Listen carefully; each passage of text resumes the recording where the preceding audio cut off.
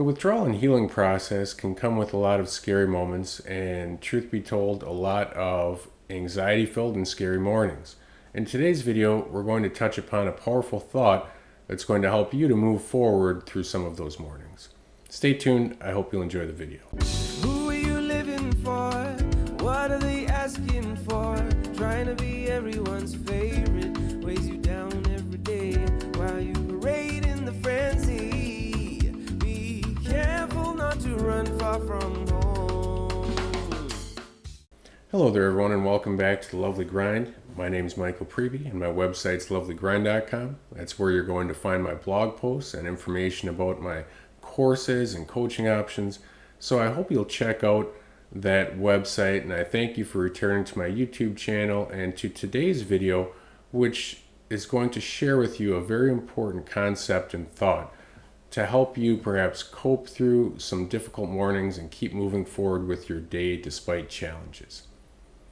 Now, just to share a bit about my story, I was on Paxil and Xanax for more than a dozen years, first prescribed those in college for anxiety, experienced some problems over the years because of those medications, eventually made the decision to get off them in my mid-30s, and although I went through a challenging withdrawal, I was able to heal from those and move forward. And so I make these videos to share hope and some wisdom with you all and some encouragement. And today's video is going to offer encouragement. One thing that became important to me as I was moving on from the medications, working to heal, moving forward with my health and wellness picture was running. I never thought I'd become a runner, although I'd always been an athlete as a young kid and into high school, played basketball just all the time, but I never really thought I'd enjoy running for running. So that was something new to me, but exercise became really important to my healing process and to my general wellness upkeep over the years, and running became a part of it. And I read a book about a guy named Robert Raven Kraft, and he's a famous streak runner in Miami Beach who's run every day on the beach since 1975. The book's called Running with Raven. If you haven't heard of it yet, you might want to check it out. But anyways, I read that book and said, okay, if I'm in the area in Miami Beach, I got to meet Raven and run with him, and that's what I did. And then over the years, I've now run with him many times and am proud to call him a friend. But one of the days when we were running together, we were discussing the vagaries and the fluctuations in South Florida weather. You know, there can be a lot of overcast days or times where clouds come and go. A lot of times where it looks like it's just going to be a dark, gloomy, stormy day. But then, against all odds, lo and behold, things clear by the later afternoon or into the early evening. It turns out to be just a beautiful day on the beach, a beautiful day for swimming or running or whatever. And I was discussing that with Raven, and he told me, yeah, you can never give up on a day, no matter how it starts, no matter how the weather forecast is, no matter what things look like early on. Here in Miami Beach, never give up on a day, because things can turn around in a good way and the sun can start shining, whereas once it was all gloom and doom and clouds and wind and rain.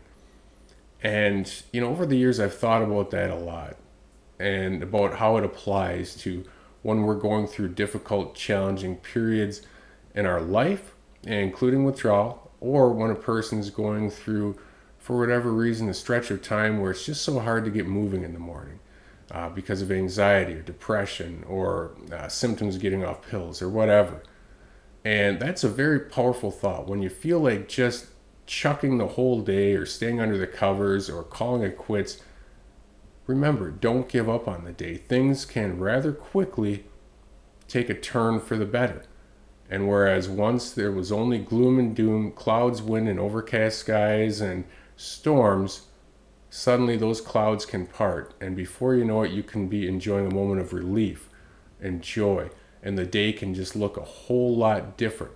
And a lot of times that comes down to, yes, coping through some difficult hours in the morning, but then using a little momentum to move forward in the day.